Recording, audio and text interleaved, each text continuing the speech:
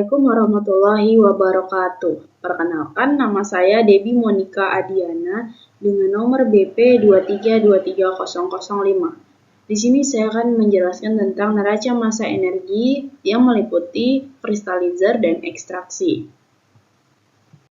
Yang pertama, saya akan menjelaskan tentang kristalizer. Nah, kristalizer ini adalah alat yang digunakan dalam proses kristalisasi untuk memisahkan zat padat dalam bentuk kristal dari larutan atau lelehan. Proses ini dapat melibatkan pengurangan kelarutan zat dalam cairan melalui pendinginan, penguapan, atau penambahan zat pengendap sehingga dapatlah kristal atau dapat terbentuknya kristal. Contoh dari kristalisasi yaitu pada pembentukan garam, pembentukan air menjadi es, dan lain sebagainya.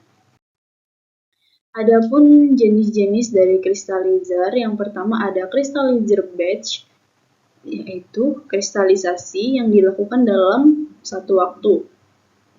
Yang kedua ada kristalizer vakum. Pada kristalisasi ini dilakukan di bawah tekanan rendah untuk menurunkan titik didih pelarut. Yang ketiga ada kristalizer dari kontinu, yaitu proses kristalisasi berlangsung secara terus-menerus di mana larutan segar terus ditambahkan dan kristal dihasilkan secara berkelanjutan. Selanjutnya ada jenis dari kristalizer pendingin, yaitu untuk menurunkan kelarutan dari zat terlarut sehingga kristal terbentuk.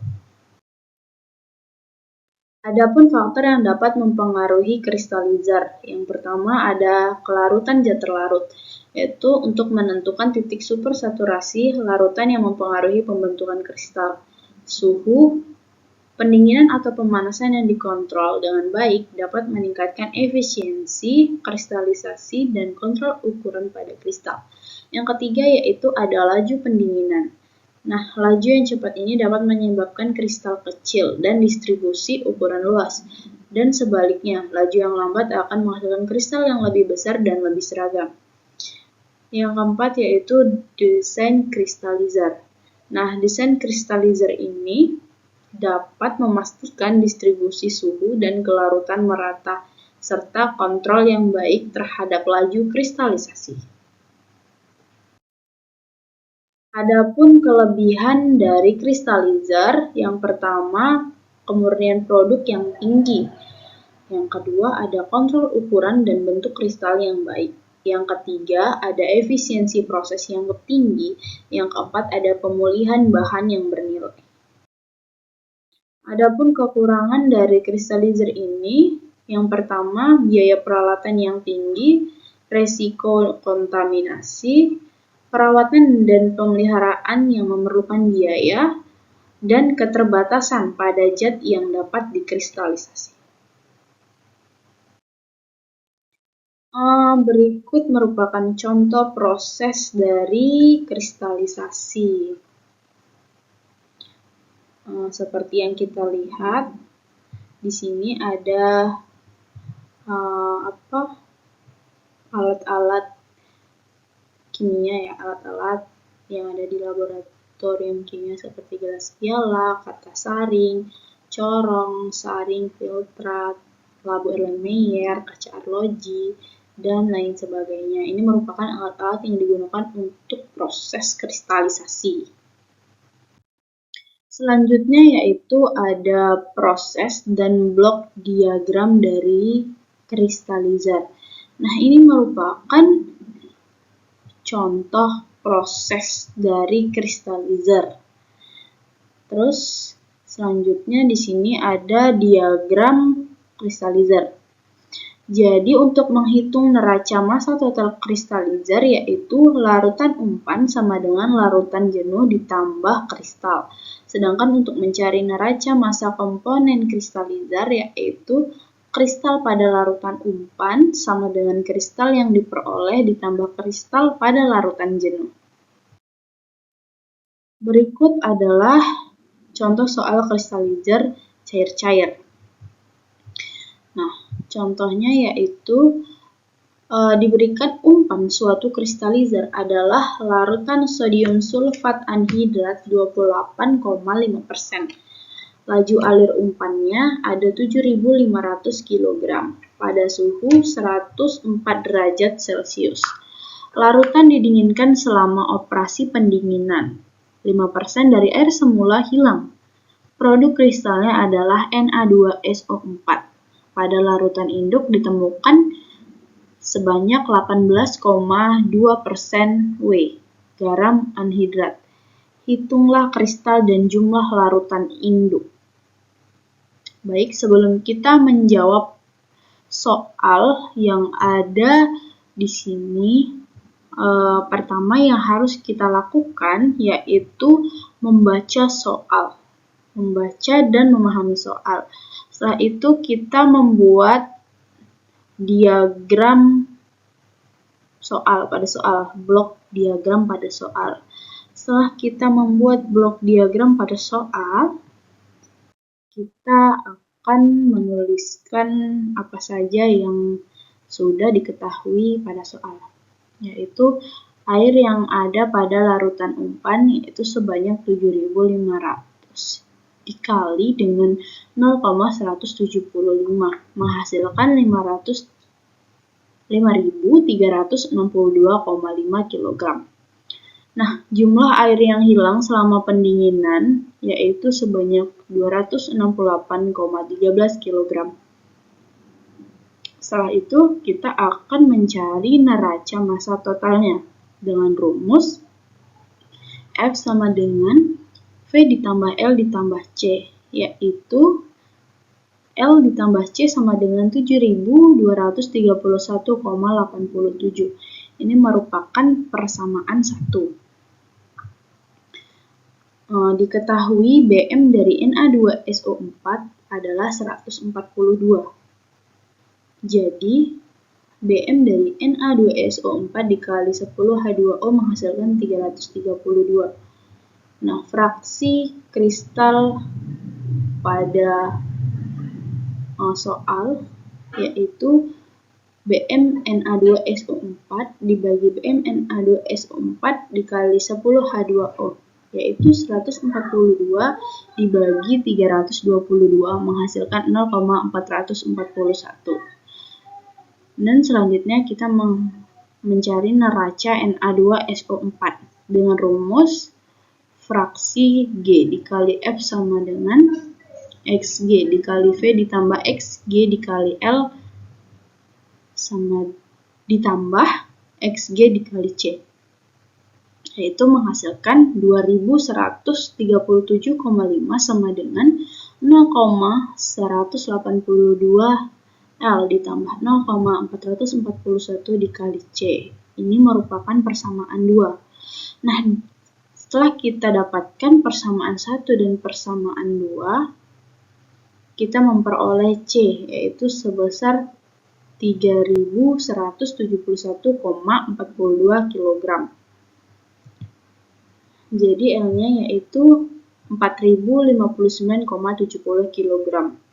Yield pada kristal yaitu 3.171,43 kg. Jumlah larutan induk menghasilkan 459,70 kg. Baik, selanjutnya masuk materi yang kedua yaitu tentang ekstraksi. Nah, ekstraksi ini merupakan proses memisahkan suatu zat atau senyawa dari campuran dengan menggunakan pelarut tertentu. Nah, ini sering digunakan dalam kimia farmasi dan industri lainnya untuk memisahkan komponen-komponen yang berbeda dari suatu campuran. Nah, ekstraksi ini dapat dibedakan menjadi ekstraksi cair-cair dan ekstraksi padat cair. Nah, di sini saya akan menjelaskan tentang ekstraksi cair-cair. Nah, pada ekstraksi cair-cair ini melibatkan pemisahan zat-zat dari campuran menggunakan dua pelarut yang tidak bercampur, biasanya air dan pelarut organik. Zat yang akan diekstraksi dipindahkan dari satu fase pelarut ke fase pelarut lainnya, sesuai dengan afinitasnya terhadap masing-masing pelarut. Nah, contoh umumnya adalah ekstraksi minyak dari biji-bijian dengan menggunakan pelarut organik. Nah, adapun kelebihan dan kekurangan dari ekstraksi cair-cair ini. Yang pertama ada kelebihan. Nah, pada metode ini memiliki selektivitas yang tinggi, memungkinkan pemisahan yang efisien berdasarkan afinitas senyawa terhadap pelarut. Selain itu, proses ini dapat diadaptasi dengan baik untuk aplikasi industri yang besar. Adapun kekurangannya yaitu bergantung pada jenis pelarut yang digunakan. Proses ini dapat membutuhkan waktu yang cukup lama dan memerlukan peralatan tambahan untuk pemisahan fase pelarut setelah ekstraksi. Baik, selanjutnya ada diagram alir proses ekstraksi. Ini merupakan diagram alir dari proses ekstraksi.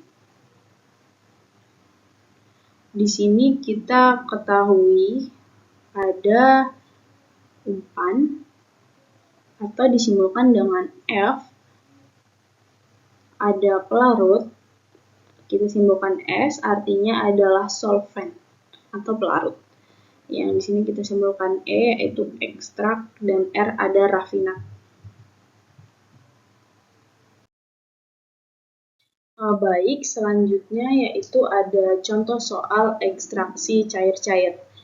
Nah, isopropil alkohol dapat dipisahkan dengan ekstraksi cair-cair. Sebagai pelarutnya digunakan etilen tetraklorida atau CCl4. 100 kg larutan isopropil alkohol 30% dicampurkan dengan CCl4. Setelah ekstraksi pada rafinat diperoleh air 71%, isopropil alkohol 28,1% dan CCl4 0,9%. Nah, pada fase ekstrak hasil analisa 94%, CCl4, isopropil alkohol 5,2% dan air. Nah, di sini kita disuruh untuk menghitung jumlah solvent yang digunakan, jumlah ekstrak dan rafinat, dan berapa persen isopropil alkohol yang terekstrak. Nah, sebelum kita menjawab, kita akan membuat dulu blok diagram dari soal yang tadi. Seperti ini. Ya. Terus di sini diketahui basisnya yaitu 100 kg umpan campuran isopropil alkohol 30%, H2O-nya 70%. Dan neraca massa totalnya yaitu dengan rumus F ditambah S sama dengan E ditambah R. Ini merupakan persamaan pertama. Lalu kita akan mencari neraca massa komponennya. Jadi yang pertama kita cari neraca massa komponen dari isopropil alkohol, yaitu didapatkan 0,3 F ditambah 0 sama dengan 0,052 dikali E ditambah 0,281 dikali R, yaitu menghasilkan 30 sama dengan 0,052 E ditambah 0,281 R. Ini merupakan persamaan 2. Lalu kita akan mencari CCl4-nya yaitu S sama dengan 0,94 E ditambah 0,009 R. Ini merupakan persamaan 3. Setelah kita dapat persamaan 1, persamaan 2, dan persamaan 3, kita akan selesaikan persamaan yang telah diperoleh. Jadi, S sama dengan 45,10 kg, E-nya 47,04 kg, dan R-nya 98,6 kg. Jadi, jumlah solvent yang digunakan yaitu 45,10 kg, jumlah ekstraknya 47,4 kg, rafinatnya 98,6 kg, jumlah isopropil alkoholnya yang telah diekstrak yaitu 2,45 kg, dan isopropil alkohol yang diekstrak sebanyak 8,17%.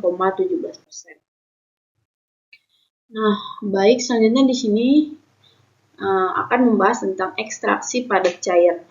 Pada ekstraksi ini, senyawa yang akan dipisahkan terdapat dalam fase padat, kemudian diekstraksi dengan menggunakan pelarut cair. Nah, pelarut cair akan melarutkan senyawa tertentu dari fase padat, memisahkannya dari komponen-komponen lain dalam campuran. Misalnya, ekstraksi kafein dari biji kopi menggunakan pelarut organik seperti air panas. Nah, lalu adapun kelebihan dan kekurangan dari ekstraksi padat cair, yaitu kelebihannya efisien dalam mengekstraksi senyawa-senyawa tertentu dari fase padat. Lalu, fleksibilitas dalam memilih pelarut memungkinkan isolasi lebih baik dari komponen yang diinginkan. Kekurangannya yaitu dapat menyebabkan kontaminasi jika senyawa lain larut dalam pelarut yang sama. Selain itu, proses ini sering membutuhkan waktu dan energi yang lebih besar dibandingkan dengan ekstraksi cair-cair. Nah, ini merupakan diagram proses dari ekstraksi padat cair. Nah, ini merupakan contoh proses dari ekstraksi yang mungkin biasa dilakukan di laboratorium.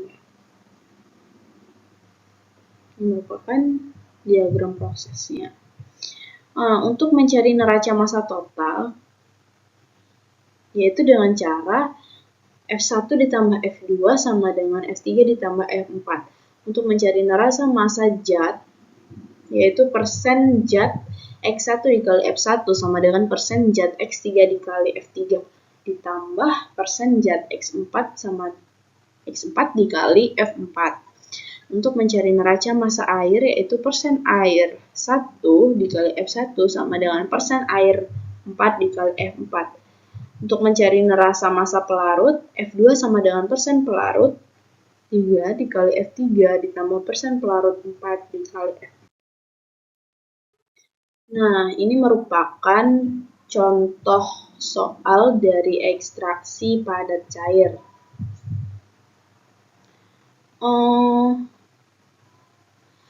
Contoh soal, jahe sebanyak 10 kg diekstraksi dengan 15 liter alkohol. P sama dengan 0,85 gram per mili. Jika setelah proses ekstraksi didapatkan larutan ekstrak 20 liter dengan P 0,90 gram per mili, maka kadar ekstrak dalam jahe adalah. Nah, sebelum kita menjawab soal ini, kita harus membaca dan memahami soal tersebut, lalu kita membuat blok diagramnya. Kita masukkan apa-apa saja yang telah diketahui di soal. Kita mau mencari massa F2, yaitu dengan cara 15 liter dikali 0,85 kg per liter sama dengan 12,75 kg. Sedangkan massa larutan ekstraknya adalah 20 liter dikali 0,9 kg per liter sama dengan 18 kg. Nah, untuk mencari neraca massa alkohol, yaitu F2 sama dengan alkohol di F3, 12,75 sama dengan alkohol di F3. Jahe di F3 sama dengan massa larutan ekstrak dikurang alkohol, yaitu menghasilkan 5,25 kg. Maka, kadar ekstrak jahe yaitu 5,25 kg dibagi dengan 10 kg dikali 100%, yaitu menghasilkan 52,5%. Jadi, kadar ekstrak di dalam jahe yaitu sebesar 52,5%. Baiklah, terima kasih. Sekian penjelasan dari saya mengenai kristalizer dan ekstraksi. Mohon maaf apabila ada kesalahan. Saya akhiri. Wassalamualaikum warahmatullahi wabarakatuh.